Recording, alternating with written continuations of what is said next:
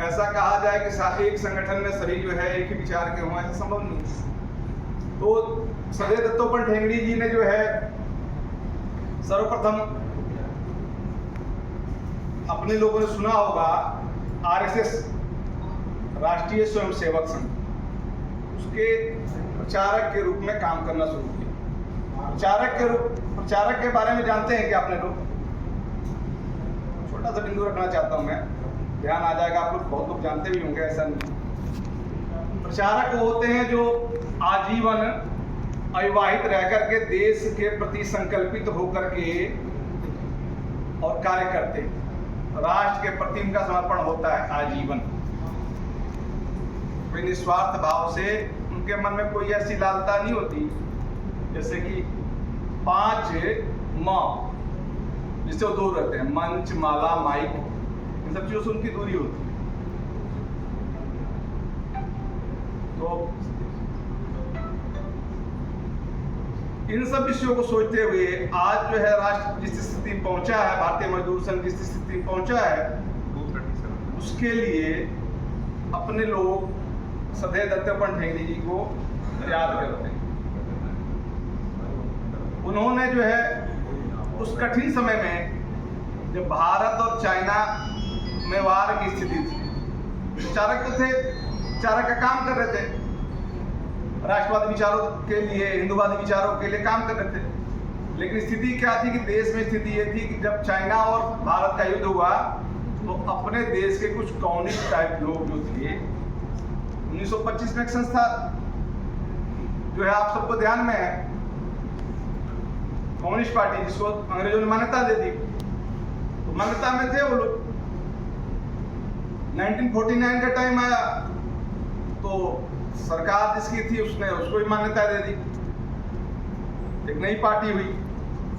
इन सब पार्टियों के बावजूद देश की स्थिति ये होने लगी कि जब चाइना और भारत का युद्ध शुरू हुआ तो लोगों ने कहना शुरू किया, कि कम्युनिस्ट पार्टी वालों ने कहना शुरू कर दिया, देश विरोधियों ने कहना शुरू कर दिया, कम्युनिस्ट पार्टी भी कहना ठीक नहीं, देश विरोधी ने कहना शुरू किया कि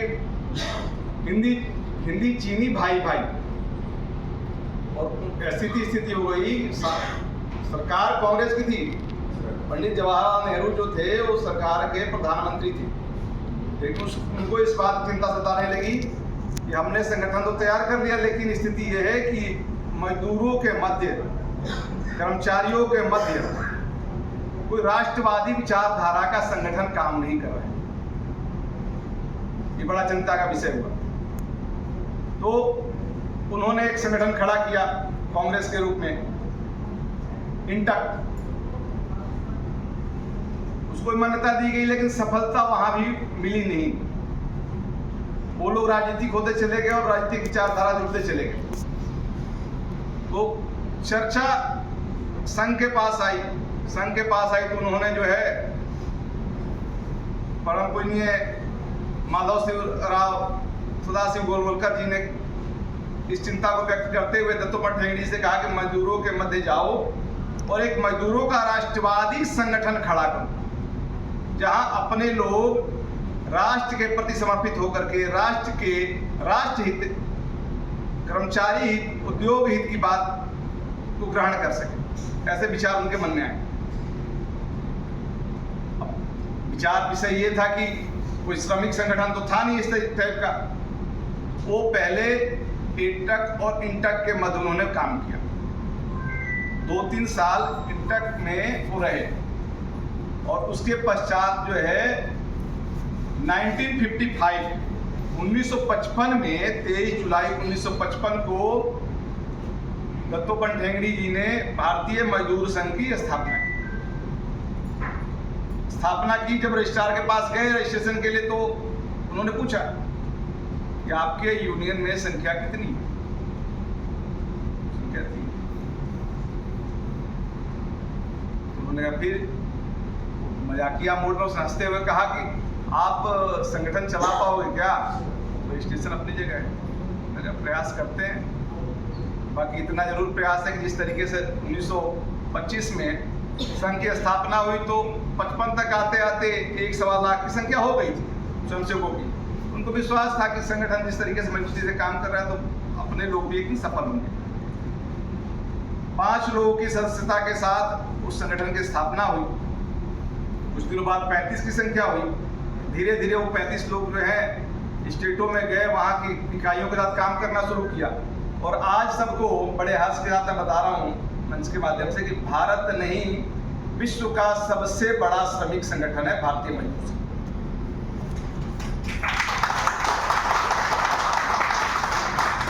और ये बीजेपी की देन नहीं है। बीजेपी वाले आए बाद में, क्या करते हैं नहीं करते, हम राजनीतिक संगठन नहीं है और राजनीतिक संगठन है। बीजेपी की स्थापना बाद में हुई 1955 से भारतीय मजदूर संघ।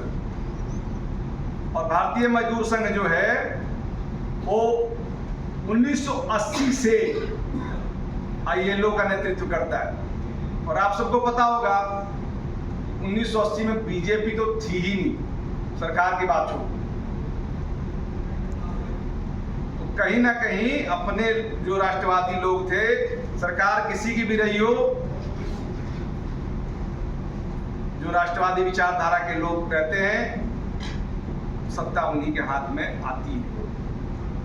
कांग्रेस की सरकार ने भी ये समझा, इंटक उनका संगठन है, जानते हैं उस चीज को, आईएलओ का नेतृत्व करने के लिए सक्षम नहीं है। एटक जो है वो सक्षम नहीं है, कम्युनिस्टों का संगठन है। C2 सक्षम नहीं है, HMS संगठन नहीं है।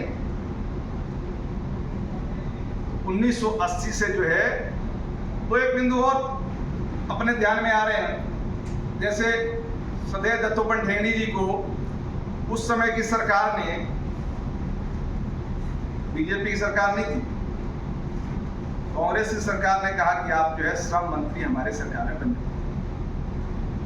अच्छी विचारधारा है, आप श्रमिकों के प्रति अच्छा सोचते हो आप, और आपको जो है हम श्रम मंत्री बनाते। ठेंगड़ी जी ने कहा नहीं, सबके टुकड़े हो गए, अगर मैं एक बार श्रम मंत्री बन गया तो हमारे टुकड़े हो जाएंगे संगठन के, मैं संगठन का ही काम करूंगा। बाद में जब वाजपेयी जी की सरकार आई, दोबारा उनसे आग्रह किया गया कि आप जो है लेबर मिनिस्ट्री का पद ले लीजिए और राज्यसभा सांसद जो है कम से कम इसको तो आप स्वीकार करेंगे। उन्होंने दोनों बातों को मना कर दिया। फिर वो अपने संगठन के बड़े भाई कहलाते हैं राम नरेश सिंह, अपना एक कार्यालय भी है राम नरेश भवन, तिलक गली, चुना मंडी में, उन्होंने डोनेट किया है वो कार्यालय। उनसे कहा, उन्होंने कहा जब हमारे बड़े नहीं ले रहे तो हम कौन होते हैं लेने वाले। बिंदु बहुत से हैं, विचार भी बहुत से हैं, लेकिन मुझे पता है कि आप सभी अपना जो है कीमती समय निकाल कर आए हैं। बहुत लोग अपना मोबाइल देख रहे हैं कि समय हो चुका है और जाना है। हो सकता है कुछ लोगों के पास अधिकारियों के फोन भी आ रहे हों, दबा रहे होंगे, उसे साइलेंट कर रहे हों। तो भारतीय मजदूर संघ की स्थिति ये है, अपने लोग परम पवित्र भगवा ध्वज, अपना जो राष्ट्रीय ध्वज है, अपना जो ध्वज है वो राष्ट्रीय ध्वज जो है भगवा ध्वज है। और उसमें जो चिन्ह होगा वो चिन्ह है मुट्ठी, बाली, चक्र, निशान। ये भारतीय मजदूर संघ की पहचान, सिंबॉलिक। भगवा ध्वज जो है वो प्रेम, त्याग, तपस्या और राष्ट्रभक्ति का प्रतीक है। अच्छा, भगवा आप लोगों को ध्यान है क्या? भगवा बनता कैसे है? भगवा कलर कैसे बनता है? भगवा कलर बनता है लाल और पीले को मिला के। लाल अपने यहाँ माताओं को पता होगा, बहनों को पता होगा, अपने यहाँ जो मातृशक्ति है, शक्ति का प्रतीक जो है लाल है, और भक्ति का प्रतीक है पीला। शक्ति और भक्ति दोनों को मिलाकर के बनाया गया भगवा। नारंगी। तो चक्र जो है औद्योगिक इकाई की पहचान है। औद्योगिक पहचान जो है चक्र, चक्र मतलब पहिया जो चलता रहता हो। और अन्न की बाली किसान की पहचान है। अपना गीत है। मुट्ठी संगठित होने की पहचान है। और अपने लोगों को ध्यान होगा कि हम लोग सिंबल देते हैं अंगूठा दबाने का, मतलब दक्षता। ओके, आजकल भी करते हैं ना व्हाट्सएप पे, ओके सिंबल डाल देते हैं, ठीक है।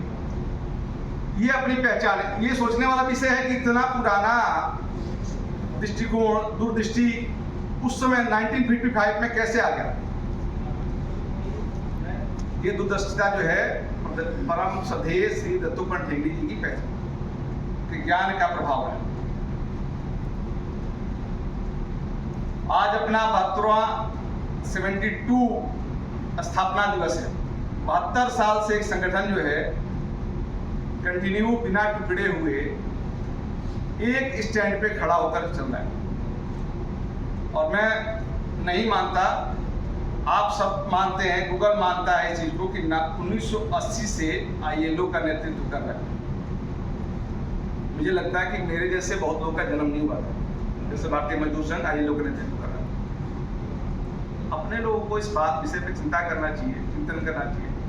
मैं सरकार की बात नहीं करता, सरकारें तो आएंगी जाएंगी, आज बीजेपी है, कल कांग्रेस होगी, परसों कोई और पार्टी होगी, लेकिन राष्ट्रवादी विचारधारा का संगठन, उसका उत्थान।